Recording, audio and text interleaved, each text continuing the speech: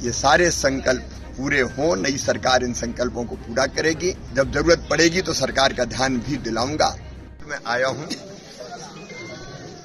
बचपन से नर्मदा मैया की गोद में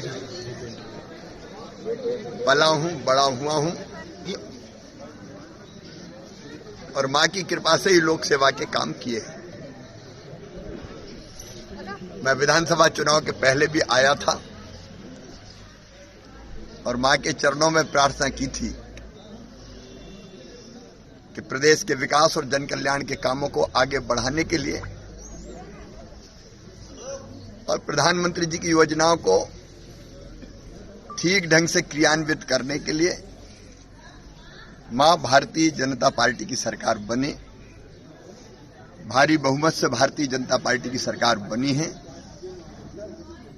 तो मैंने उस समय संकल्प किया था कि मैं दोबारा फिर मां के चरणों में प्रणाम करने आऊंगा।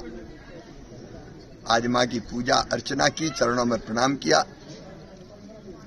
और ये प्रार्थना भी की कि हमारे नए मुख्यमंत्री मोहन यादव जी, जगदीश देवड़ा, राजेंद्र शुक्ला जी के नेतृत्व में प्रदेश प्रगति और विकास लगातार करता रहे। जन कल्याण के काम बहुत अच्छे ढंग से सब होते रहें, वो प्रदेश को बहुत ऊंचाइयों पर ले जाएं, क्योंकि प्रदेश का विकास निरंतर जारी रहता है।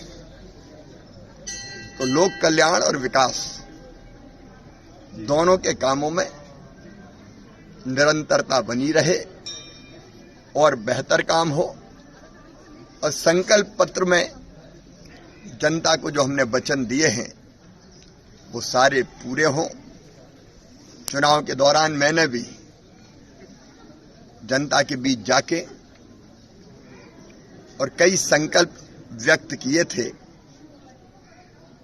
चाहे वो माता बहन और बेटियों के संबंध में हो, किसानों के संबंध में हो, भांजे भांजियों के संबंध में हो, विकास के बाकी कामों के संबंध में हो। जैसे यही हमने तय किया था कि नर्मदा लोक बनेगा। ये सारे संकल्प पूरे हों, नई सरकार इन संकल्पों को पूरा करेगी। मैं पूरी तरह से सहयोगी होऊंगा और जब जरूरत पड़ेगी तो सरकार का ध्यान भी दिलाऊंगा। प्रदेश के सेवक के नाते जनता से मेरे रिश्ते भाई के और मामा के हैं।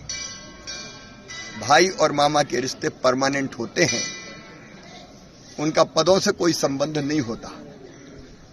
तो मैं अपने बहनों भाइयों की, भांजे भांजियों की सेवा में निरंतर लगा रहूंगा, क्योंकि पूरा मध्य प्रदेश हमारा परिवार है और उस परिवार की मां है नर्मदा मैया।